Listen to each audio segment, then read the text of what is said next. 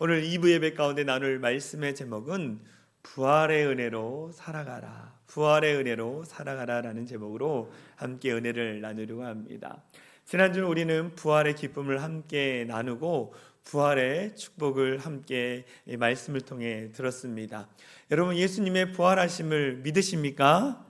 아멘. 예수님의 부활하심을 믿어야 돼요. 이 부활하심에 이 믿음을 갖는 데에 우리가 예수님이 부활하셨기 때문에 지금 이 자리에 나와서 우리가 예배하는 것이고, 우리는 죽어있는 죽음의 종교가 아니라 생명의 종교라고 말합니다. 왜요? 예수님이 부활하셔서 이 시간 우리 가운데 함께 하시기 때문입니다. 여러분, 예수님의 부활의 이 사건을 당시의 사람들이 들었을 때에 얼마나 놀라운 일이겠습니까? 예수님이 분명히 이 십자가에 달려 죽으시고 무덤에 장사되셔서, 근데 3일 만에 부활하셔서 그 부활하신 예수님이 제자들에게 나타나시고 많은 사람들에게 나타나셨다, 이 이야기를 소문을 들었을 때에 당시의 사람들이 어땠을까요? 깜짝 놀랐을 거예요. 깜짝 놀랐을 거예요. 예수님을 믿지 않는 사람들조차도 정말로 놀라운 사건이다라고 아마 이야기를 했을 것입니다. 그래서 많은 제자들이 부활하신 예수님을 만나고 나서 그 부활의 은혜를 마음에 간직한 거예요. 그리고 나서 어떻게 했습니까? 사람들에게 예수님 부활하셨습니다, 예수님 부활하셨습니다. 예수님이 부활하시고 40일 동안 제자들과 함께 있다가 예수님이 하늘나라 올라가신 다음에 누구를 보내셨어요? 성령 하나님을 보내주심으로 말미암아 그 성령 하나님을 통해서 교회가 탄생하게 되고, 그 교회 가운데 무슨 일들이 증거되기 시작했습니까? 부활하신 예수님, 부활하신 예수님, 부활의 은혜를 증거하기 시작했어요. 그래서 부활의 은혜가 사람들에게 전달되어지고, 부활의 예수님을 만남으로 말미암아 또 그 은혜를 받은 사람이 부활의 예수님을 전하기 시작했습니다. 그래서 부활의 은혜가 계속적으로 유럽과 미국과 일본과 중국과 또 우리나라 가운데 들어가게 되고, 그래서 그 부활의 은혜를 경험한 많은 성도들이 하나님 앞에 예배하고 그 은혜를 정말 나만 간직할 수 없다, 그래서 부활의 예수님을 전하다 보니까 우리나라가 세계 두 번째로 많은 선교사를 파송하고 있는 나라입니다. 그래서 많은 지역에 예수님의 부활의 은혜를 나누어주는 이 대한민국이 되었다라는 것입니다. 그래서 우리는 부활의 은혜를 늘 간직하며 살고 있다라는 거예요. 근데 여러분들에게 질문합니다. 여러분, 은혜가 무엇입니까? 이 질문을 하면 은혜가 무엇이지?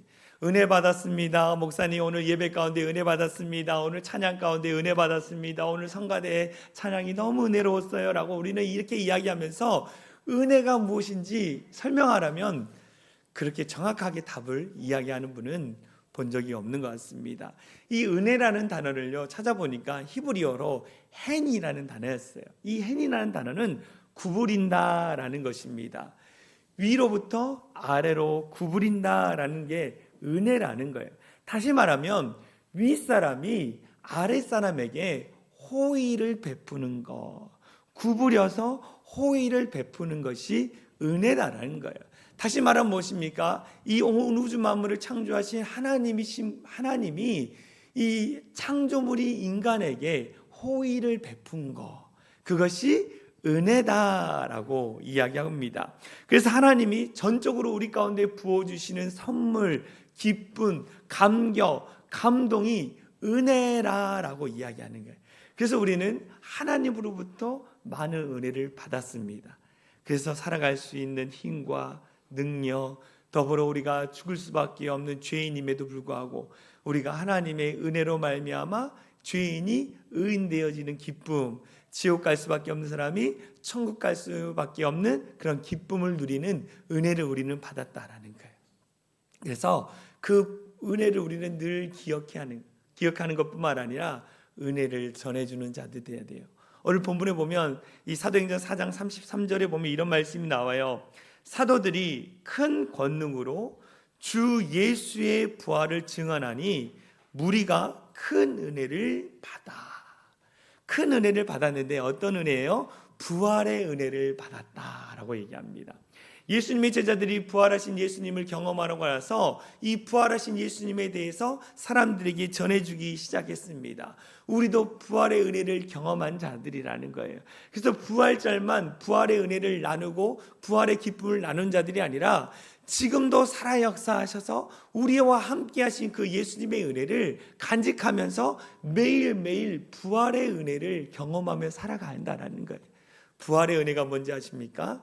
살아계신 예수님이 내게 부어주신 은혜를 이야기하는 거예요.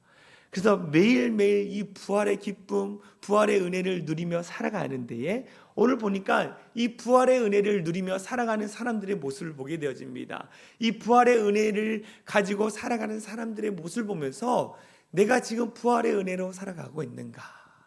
우리 스스로 점검하면서 함께 은혜를 나누려고 합니다.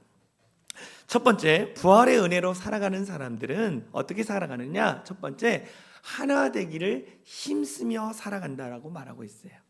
오늘 사도행전 4장 32절에 이런 말씀이 나옵니다. 믿는 무리가 한 마음과 한 뜻이 되어 모든 물건을 서로 통용하고 자기 재물을 조금이라도 자기 것이라 하는 이가 하나도 없더라. 믿는 무리가 한 마음 한 뜻이 됐다라고 이야기하고 있어요. 여러분, 하나 되는 게 어려울까요? 어려울까요? 어려워요. 여러분, 부부 간에도 하나 되는 게 쉽지 않아요. 가족 간에도 하나 되는 게 쉽지 않습니다. 그런데 이 하나 되는 것이 쉽지 않은 이것을 하나 되기 위해서 힘썼다라는. 그런데 한두 사람이 모인 게 아니라 믿는 무리들이라고 이야기하고 있어요. 믿는 무리들이 한 마음 한 뜻이 되고자 애썼다라고 얘기합니다. 그럼 목사님, 도대체 얼마나 많은 사람들이 예루살렘 교회에 모였길래 그 한 마음 한 뜻이 되는 것이 어렵다라고 이야기합니까? 성경학자들이 이야기하기를요, 예루살렘 교회가 한창 부흥했을 때가 10만 명 정도 모였다라고 이야기합니다. 10만 명 정도의 사람들이 예루살렘에 신앙생활을 했다라는 거예요. 근데 이것보다 더 앞서서 지금 일어나는 일들을 우리가 분석해 보면 수만 명이 모였을 것이다라고 성경학자, 성경을 연구한 자들이 발표를 했습니다. 여러분, 4명 모여서 한 마음 한 뜻 되기도 힘든 데에 믿는 무리들 수만 명이 한 마음이 한 뜻이 됐다는, 무엇으로 하나 됐을까요? 부활의 은혜로 말미암아, 예수님의 부활로 말미암아 한 마음 한 뜻이 되어져서 이들이 부활의 은혜를 자기들만 누리는 게 아니라 다른 사람들에게 전해주기 위해서 한 마음이 한 마음 한 뜻이 됐다라고 이야기합니다. 그런데 여러분, 대부분 사람들은 이 하나됨이라고 이야기하면 획일적인 하나됨을 이야기합니다. 이 획일적인 하나됨은 뭐냐? 함께 동일하게 행동하는 거. 그래서 군대를 예를 드는데요, 이 획일적인 하나됨의 대표적인 이 공동체가 군대입니다. 군대는 어떻게 해요? 똑같은 옷을 입어야 돼요. 똑같은 시간에 일어나야 돼요. 똑같은 걸 먹어야 돼요. 똑같이 어떻게 합니까? 걸어야 합니다. 걸어야 합니다. 왜 군대가 이 획일적인 하나됨을 추구합니까? 잘 통제하기 위해서. 잘 통제하기 위해서 획일적인 하나됨을 추구합니다. 근데 성경에서 말하는 이 하나됨은요, 획일적인 하나됨이 아니라 다양성 속에서의 하나됨을 이야기하는 거예요. 여러분, 이 당시 예루살렘에 모였던 사람들은 다 달랐습니다. 고향이 달랐고요, 출신이 달랐고요, 언어가 달랐어요. 배경이 달랐습니다. 근데 그들은 뭡니까? 예수님의 부활하심으로 말미암아 하나 되어져서 또 하나됨을 통해서 많은 자들에게 복음을 증거하는 일들 가운데에 힘썼다라고 이야기하고 있습니다. 여러분, 우리가 왜 하나 돼야 합니까? 우리는 예수 그리스도의 이름으로 하나로 모인 공동체이기 때문에 하나 돼야 하는 거예요. 그래서 우리가 주변 분들에게 이렇게 합니다. 형제, 자매님, 형제님, 자매님이라고 이야기합니다. 그 이유는 무엇입니까? 예수 그리스도의 부활하심으로 말미암아 우리가 영적인 하나의 공동체가 됐기 때문이에요. 교회는요, 하나 되기 위해서 애써야 합니다. 그런데 교회는 너무나 다양한 사람들이 모여서 늘 분열이 있고 어려움이 있고 서로가 내 생각과 다르다면 외면하는 사람들이 있다라는 거예요. 그런데 주님은 늘 말씀하기를 너희는 부활의 은혜로 하나 되기 위해서 애쓰는 자들이 되어야 할 것에 대해서 늘 말씀하셨어요. 여러분, 하나 되는 거 쉽지 않습니다. 그렇지만 하나 되기 위해서 애써야 한다. 같이 하나 되어야만이 힘이 있고 능력이 나타날 수 있다라고 우리 주님께서 말씀하셨어요. 예수님은요, 제자들과 늘 함께 다니면서 하나 되기를 위해서 기도하셨어요. 그게 어디 나왔냐? 요한복음 17장 21절 23절에 나와 있어요. 아버지여, 아버지께서 내 안에, 내가 아버지 안에 있는 것과 같이 그들도 다 하나가 되어 우리 안에 있게 하사 세상으로 아버지께서 나를 보내신 것을 믿게 하옵소서. 우리가 하나가 된 것 같이 그들도 하나가 되게 하려 함이니이다. 그들로 온전함을 이루어 하나 되게 하려 함은이라고 했어요. 예수님이 늘 기도하시기를 제자들이 하나 되길 위해서 기도했어요. 제자들은요, 출신도 다르고요, 성격도 다르고요, 다혈질도 있고 그냥 다양한 성격도 있었어요. 그런데요, 예수님이 늘 기도하기를 이들이 하나 되어져서 주와 복음을 위해 살게 하여 주십시오 라고 기도하셨어요. 여러분, 우리들도 마찬가지라는 거예요. 하나 되기 위해서 애쓰는 자들 되길 소망합니다. 교회에는요, 죄인들이 모인 곳이에요. 죄인들이 모인 곳이. 그래서 늘 사단마귀가 이 죄인들의 마음을 들쑤셔가지고 서로 분열하고 갈라지게 만드는 거예요. 한국 교회를 보십시오. 얼마나 많은 교회들이 갈라지고 서로 정죄하고, 심지어 어떤 교회는 2층에서 예배드리고 또 1층에서 따로 예배드리고 갈라져서 이렇게 예배드리는 교회들이 얼마나 많은지 몰라요. 큰 교회만 그럴까요? 아니에요. 작은 교회들도 서로 나와 맞지 않다면, 생각이 맞지 않고 신앙의 노선이 맞지 않다 그러면 갈라서 버려요. 그래서 서로 외면하고 서로 정죄하는 교회가 얼마나 많은지 몰라요. 여러분, 우리가 부활의 은혜를 경험하는 우리가 하나 되기 위해서 애쓰는 성도들이 되어질 간절히 소망합니다. 여러분 잘 보십시오. 교회 안에 싸우는 사람들 잘 보면 본질적인 것 때문에 싸우는지 아십니까? 그렇지 않아요. 비본질적인 것 때문에 싸우는 거예요. 본질적인 것 놔두고 비본질적인 걸 가지고 막 서로 싸우는 거예요. 싸우는 거. 여러분, 절대로 우리 교회에서는 그런 싸움이 일어나지 않도록 서로를 용납하고 용서하고 이해하고 감싸주는 우리 성도들이 되어질 간절히 소망합니다. 이게 부활의 은혜를 경험하는 사람들의 모습이에요, 여러분. 상대방의 부족함, 연약함을 보일 수 있어요. 왜 그렇습니까? 그 사람이 죄인이기 때문에. 그런데 다른 사람이 나를 보면요, 나도 죄인이기 때문에 흠이 많고 단점이 많아요. 여러분, 우리가 겉으로 보기에는 와, 목사님, 와, 우리 집사님, 와, 우리 이 권사님 이러잖아요. 그런데요, 집에 같이 사는 사람에게 물어보면 단점도 있고 흠도 있고. 그런데 왜 같이 삽니까? 그것을 이해하니까, 용납하니까, 감싸주니까. 여러분, 그러니까 부부고, 그러니까 가정이고, 그러니까 교회이지 않습니까? 우리가 어떻게 할까요? 서로 부족함이 보여도, 연약함이 보여도 감싸주고 이해해주고 서로 도와주는 아름다운 공동체가 되어질 간절히 소망합니다. 절대로 정죄하지 마시고 품어주고 그 일들을 위해서 기도해주는 우리 귀한 성도들 됐으면 좋겠어요. 여러분, 부부가 맨날 싸우는 이유가 무엇입니까? 서로의 흠만 보니까 싸우는 거예요. 그런데 무엇입니까? 싸우지 않는 부부를 보면 그럴 수 있지. 하나님이 나를 이 사람한테 보내주니까 그 부족한 거 감싸주러 나를 보냈지. 이렇게 생각하고 품어주면 싸울 일이 없는 거예요, 여러분. 절대 싸우지 말고 부족한 거 채워주는 우리 성도들이 되길 간절히 소망합니다. 부활의 은혜를 경험하는 사람은 감싸주게 돼 있어요. 부활의 은혜를 경험하며 살아가는 사람은 어떻게 살아가느냐? 두 번째, 믿음의 행함이 따르는 거예요. 여러분, 많은 사람들이 믿는다 이야기합니다. 예수 믿고 은혜 받았다라고 이야기합니다. 그런데 진짜 은혜 받은 사람은 어디서 나타나느냐? 그의 삶에서 나타나는 거예요. 우리의 믿음은 우리의 행함으로 나타나야 돼요.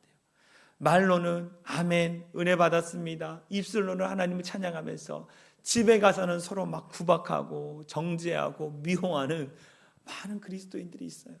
여러분 절대 그러지 않았으면 좋겠어요. 교회에서 은혜를 받았으면 가정에 가서 그 은혜를 흘려보내줘야 하는 거예요.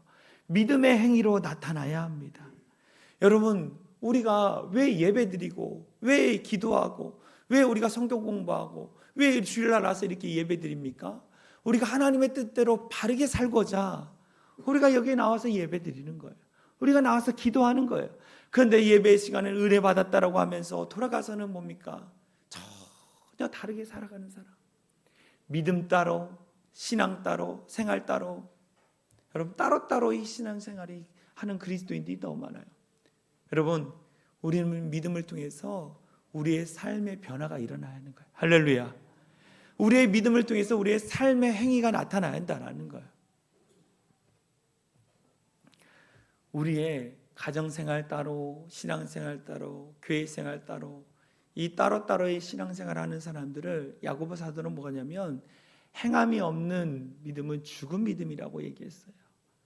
우리는 죽은 믿음을 가진 자입니까? 아니면 우리 살아있는 믿음을 가진 자입니까? 누구보다도 여러분 스스로가 잘 알지 않습니까? 내가 죽은 믿음의 사람인가? 정말 내가 살아있는 믿음의 사람인가? 내 스스로 한번 점검해 봐야 한다는 거예요. 여러분, 믿음에는요 행위가 따르고 생활이 따르는 거예요. 이걸 분명히 기억하십시오. 이 미국의 릭 워렌 목사님이란 분이 있습니다. 이 사람이 쓴 책, 이 목사님이 쓴 책 목적이 이끄는 삶이란 책이 어마어마하게 우리나라에서 팔렸습니다. 이분이 쓴 다른 책인 세들백 교회라는 책이 있는데요, 이 책에서 교인을 5가지로 분류를 했습니다. 교인을 5가지로 분류를 했어요. 첫 번째, 아직 교인이 아닌 상태, 이런 사람들을 가리켜 지역사회라고 이야기합니다. 오늘날로 이야기하면 우리가 VIP라고 이야기합니다. 우리가 전도에서 예수 믿을 사람들, 그 사람들을 지역사회라고 이야기합니다. 두 번째, 군중이 있습니다. 예배만 참석하며 왔다 갔다 하는 사람을 군중교인이라고 얘기합니다. 세 번째, 등록교인입니다. 예배에 왔다 갔다 하는 거 그치지 않고 교회의 방침을 따르며 함께 헌신하기로 결단하는 등록교인이에요. 네 번째, 헌신된 자들입니다. 이들은 아주 성숙한 기독교인들입니다. 예배와 기도와 말씀뿐만 아니라 함께 돕고 서로 섬기며 많은 일들을 감당하는 이 헌신된 자들이 있어요. 마지막 5번째 교인은 핵심 멤버입니다. 핵심 코어입니다.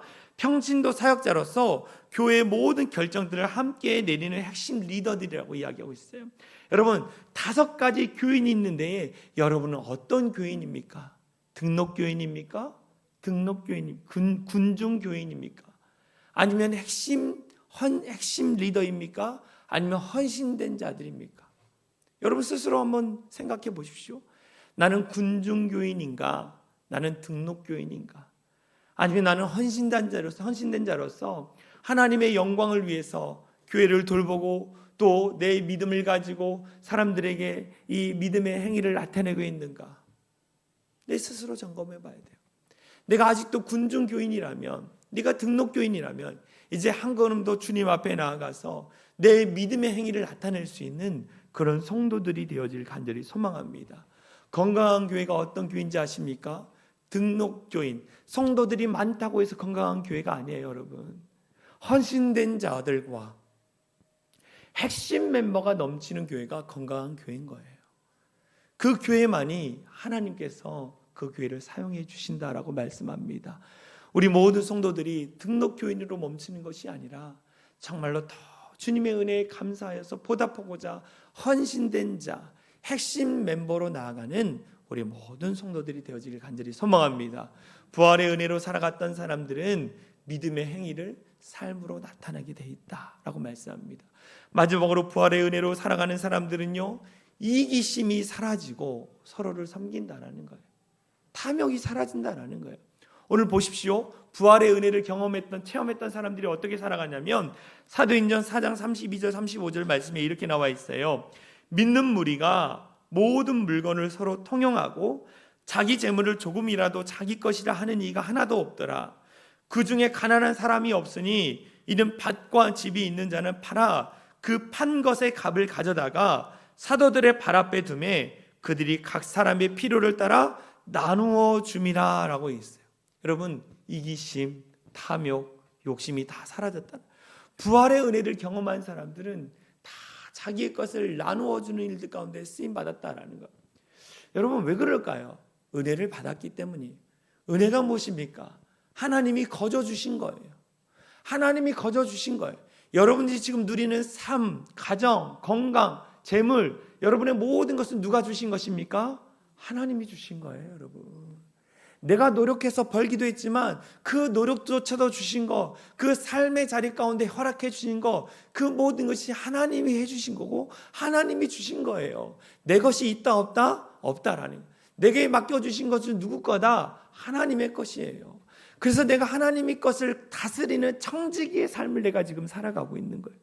여러분들은 하나님 나라의 청지기예요. 다 하나님이 주셨기 때문에 누구에게 돌려줘야 돼요? 하나님께 돌려줘야 하는 거예요. 그럼 내가 가지고 온 것이 내 거다? 아니에요. 하나님 거예요. 내 가족도 내 거다? 아니에요. 하나님 거예요. 내 아내도 내 남편도 내 자식도 하나님 것이기 때문에 하나님이 주신 것이기 때문에 귀하게 여기고 서로 사랑해주고 품어주고 그리고 하나님께 다시 돌려드려야 하는 일들을 해야 하는 거예요. 특별히 재물에 있어서 이것이 내 겁니까? 아니에요. 하나님이 내게 주신 거죠. 왜 주셨어요? 내가 잘 살도록, 더불어 나만 잘 사는 게 아니라 나를 통해서 다른 사람들도 풍요를 누리도록 나를 통해 너의 물질을 흘려보내라고 주신 거예요. 이 원리를 분명히 잘 알아요. 여러분 자꾸 내 것이라 내 것이라 하면요 사람의 욕심은 한도 끝도 없습니다. 인색해져요. 인색해지는 것뿐만 아니라 인색함을 통해서 사람들이 내 주변에서 떠나게 돼요. 저는 보지 않았지만 폭삭 속았수다? 폭삭 속았수다라는 드라마가 엄청 유행을 했대요. 거기에 확신가 곽신가라고 나온대요. 확신지요 곽신지 모르겠어요. 근데 맨날 그 사람 이야기를 들어보니까 매일 확 이런데요. 근데 그 사람이 악착같이 돈을 모으는데 결국 마지막에 아내도 떠나가고 자식도 떠나간다 그러더라고요. 그 내용을 들어보면서 저게 우리의 인생이지. 여러분 자꾸 욕심 부리면요 인색함이 생기는 거예요. 나밖에 모르는, 특별히 대한민국 사람들은 내 거, 내 자식, 내 가정, 내 거, 이 내라는 게 너무 강해요. 그럼 내 바운드리에 없는 사람은 외면하고 내 주변 이 내 것만 챙기다 보니까 욕심이 가득해요. 그러면요 하나님이요 은혜가 넘칠 수 없어요. 풍요함이 더해질 수가 없는 거예요. 어떻게 합니까? 하나님이 내게 주신 것 하나님께 돌려드린다라는 마음을 가지고, 이게 은혜 받은 사람의 모습인 거예요, 여러분. 은혜 받은 사람의 모습. 여러분, 초대교회 성도들이 가난한 이웃의 구제에 최선을 다했습니다. 왜 최선을 다한지 아십니까? 당시 유대인들이요 예루살렘에 많이 모여 있었습니다. 그런데 이 유대인들 가운데에 예수를 믿는 자들은 이 출교를 시켰습니다. 유대 종교에서 출교를 시켰어요. 이 출교를 시켰다는 건 뭐냐면 그 사회에서 일할 수 있는 일자리를 구하지 못한다라는 거예요. 먹고 사는 문제 가운데 어려움을 당한다라는 거예요. 예수 믿음으로 말미암아 어려움을 당했어요. 그래서 예수 믿는 자들이, 가진 자들이 어떻습니까? 그 어려움에 처한 자들을 도와주고 돌보는 일들을 했다라는 거예요. 그런데 34절에 보니까 파라라는 단어를 보니까 이 파라의 헬라어를 다루니까 폴레오라는 단어였어요. 이 단어는 뭐냐면 한 번 팔아서 한 번 도와주는 게 아니라 계속 내게 주신 것들을 팔아서 가난한 자들을 도와주는 일들을 했어요. 그래서 가난한 자들이 하나도 없었다고 성경이 이야기하지 않습니까? 보십니까? 은혜 받은 자가 은혜를 흘려보낸 거예요. 은혜를 흘려보낸 것입니다. 가난한 자들이 벗어날 때 도와줬다라는 거예요. 여러분, 종교개혁자 마르틴 루터가 이야기했습니다. 참 그리스도인, 은혜를 받은 그리스도인들은 세 가지의 변화가 있다. 진짜 그리스도인들은 세 가지가 변화된다. 첫 번째 뭐가 되느냐? 가슴의 변화가 일어난다. 예수를 만나면 가슴의 변화가 일어난다. 두 번째, 정신의 변화가 일어난다. 세 번째, 무슨 변화가 일어나냐? 가장 중요한 지갑의 변화가 일어난다는 거예요. 여러분, 무엇입니까? 은혜를 받으면 마음이 바뀌고 정신이 바뀌고 내게 가지고 있는 물질에 대한 개념을 바뀌는 거예요. 돈의 가치의 중요성을 이야기하는 게 아니라 내 물질이 지금 어디에 쓰임받고 있느냐에 따라서 그 사람의 마음의 중심을 볼 수 있다라는 거예요. 무엇을 이야기합니까? 내 물질에 있는 곳에 내 마음이 있다고 주님이 말씀하신 것처럼 우리의 물질이 지금 어디에 쓰임받고 있느냐가 내 마음이 거기에 있는 거예요. 어떤 사람은 그렇습니다. 은혜 많이 받았습니다. 내가 주신 것, 하나님이 내게 많은 것을 주셨습니다. 내 풍요함을 누리게 하신 것이 하나님입니다. 그런데 하나님께 드리는 것을 아까워하는 그리스도인이 너무 많다는 거예요. 말로는 은혜 받고 하나님이 부어주셨고 내 삶을 인도해 주셨고 우리 가정 안에 자식들을 축복받게 하셨다라고 이야기하면서도 하나님께 드리는 것을 아까워하는 그리스도인이 너무 많다는 거예요. 그래서 온전한 예물을 드리지 않는 우리 그리스도인들을 보게 돼요.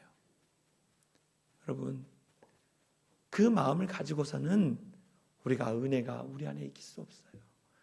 은혜를 끊임없이 받은 자들은 하나님께 드리기를 아까워하지 않는 거예요. 왜요? 이 원리를 잘 알기 때문에 심는 것보다 더 많이 거두게 하시는 하나님을 알기 때문인 거예요. 할렐루야.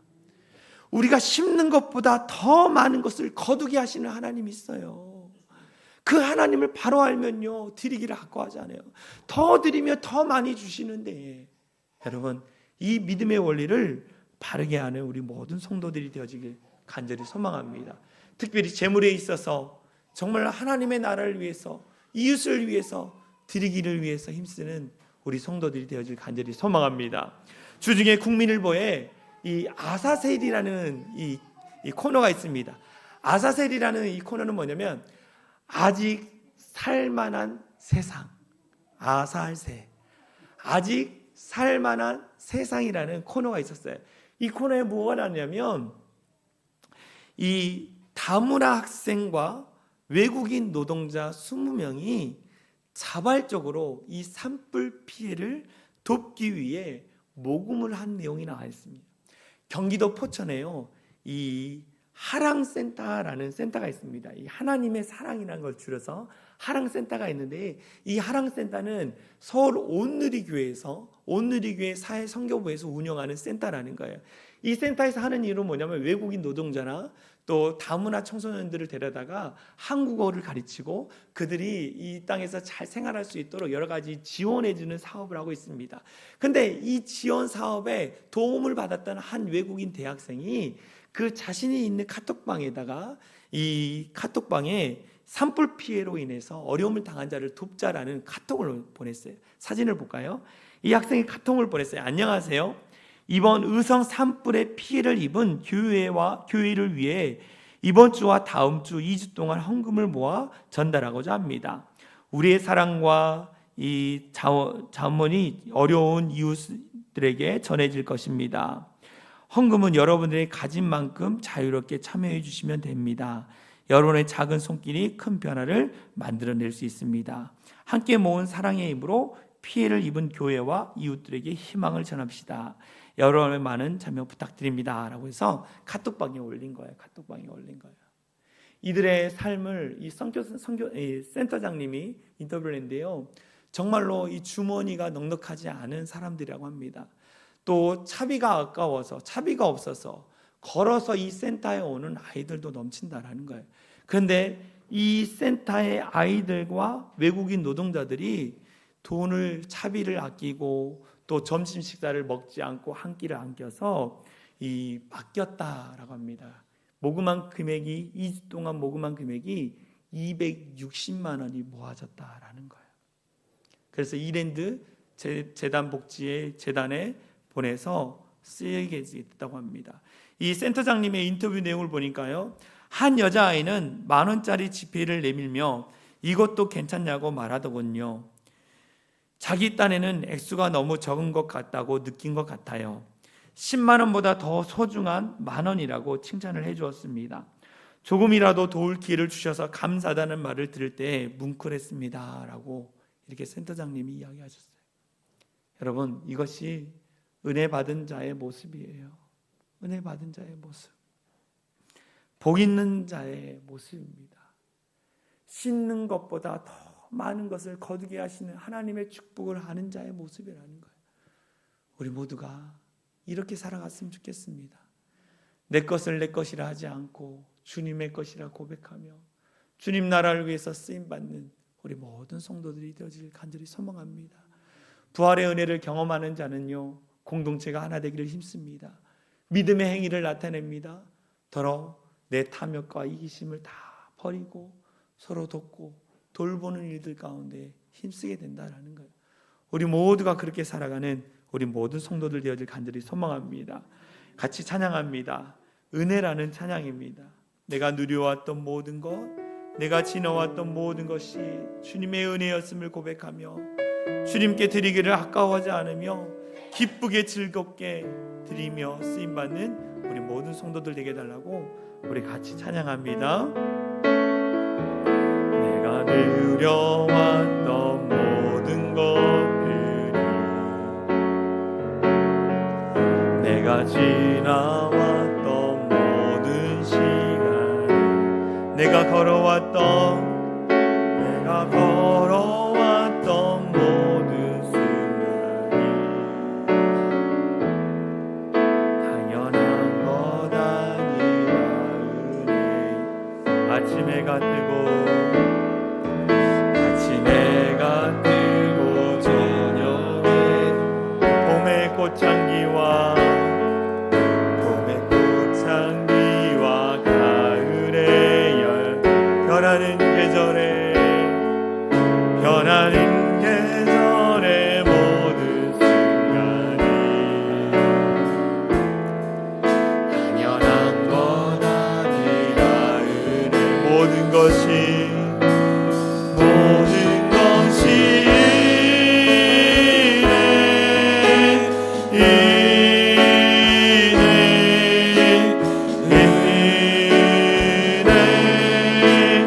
한없는 일에 내 삶에 당연한 것 하나도 없었던 것이 모든 것이 내가 이 땅에 태어나 사는 것도 내가 이 땅에 태어나 사는 것 어린아이 시절과 지금까지 숨을 쉬며 살며 꿈을 꾸는 삶 당연한 것 아니라 은혜였어. 내가 하나님의 자녀로 살며 오늘 찬양하고 예배하는 삶 복음을 전할 수 있는 축복이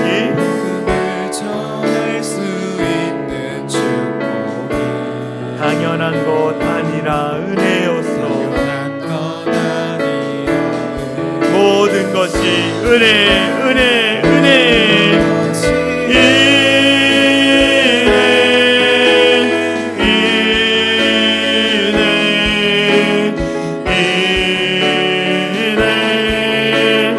한없는 일에 내 삶에 당연한 것 하나도 없었던 것이 모든 것이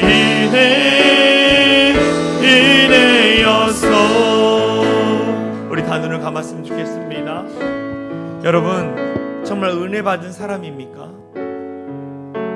은혜 받은 사람은 공동체가 하나 되기를 위해서 힘쓰고 내 삶의 믿음의 행위가 나타나고 더불어 이 세상에 이야기하는 탐욕과 탐심과 시기심들이 다 사라지고 오직 주님의 은혜로 하나님 앞에 감사하며 드리기를 아까워하지 않고 기쁨으로 드리는 자입니다. 아직도 은혜를 받았다고 말로 하면서 하나님 앞에 그 은혜를 받은 자로서의 삶을 살지 않은 그리스도인이 너무 많은 것 같습니다. 우리는 진짜 그리스도인이 되어져서 은혜를 나누고 누리고 베풀 수 있는 우리 모든 성도들 되길 간절히 소망합니다. 이 시간 같이 기도합니다. 하나님, 내가 진짜 은혜 받은 자로서 살기를 원합니다. 은혜를 나누어 주는 자로 살기 원합니다. 인도하여 주시옵소서. 기도합니다. 사랑하리가 많으신 하나님 감사합니다. 내 삶을 붙드시고 인도하신 주님의 은혜에 감사합니다. 그 은혜에 감격하고 감동하며 그 은혜 가운데 엎드리며 살아가는 성도들 되게 하여 주시옵소서. 아직도 하나님의 은혜를 바르게 알지 못하는 자들이 너무 많습니다. 그 은혜를 받은 자로서 정말 하나님께 돌려드리며 하나님께 영광 돌리며 나아가는 귀한 자들 될 수 있도록 역사하여 주시옵소서.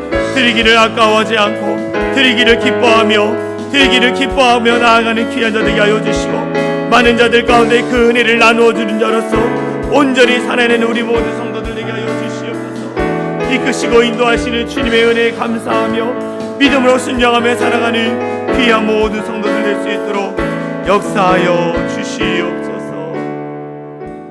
하나님, 내가 하나님의 은혜 받은 자로서 살기 원합니다. 진짜 부활의 은혜를 체험하고 경험한 자로서 내가 진실하게 살아가기 원합니다.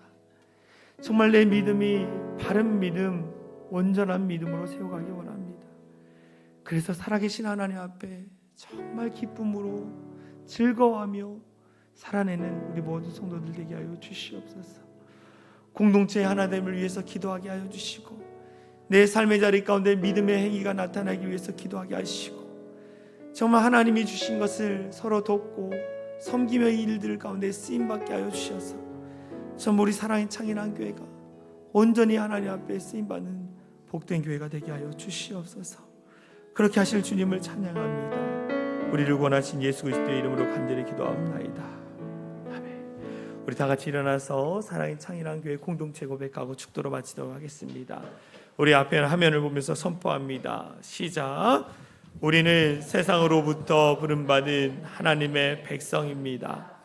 또한 세상으로 보냄받은 그리스도의 제자입니다. 보냄받은 소명자로서 하나님을 기쁘게 찬양하는 성령 충만한 예배자가 되겠습니다. 진리를 배우고 소화하는 은혜에 비친 훈련자가 되겠습니다. 땅끝까지 복음을 전파하는 전도자가 되겠습니다. 이웃의 아픔을 함께하는 치유자가 되겠습니다. 온 성도가 하나 되는 화해자가 되겠습니다. 사회적 책임을 다하는 소명자가 되겠습니다. 그리하여 주의 나라가 이 땅에 임하며 하나님을 영화롭게 하는 교회 공동체가 되겠습니다. 아멘. 이제는 우리 주 예수 그리스도의 은혜와 하나님 아버지의 극진하신 사랑과 성령 하나님의 감화감동 역사 충만한 은혜가 진짜 부활의 은혜를 경험하고 그 은혜 받은 자로서 담대히 살아가고 진실되게 살아가고 온전하게 살아가기로 결단하며 돌아가는 모든 성도들 머리 위에, 또 이들의 가정 위에, 이들의 자녀손들 위에, 이들의 믿음 위에 이제로부터 영원토록 함께 하시기를 간절히 축원하옵나이다.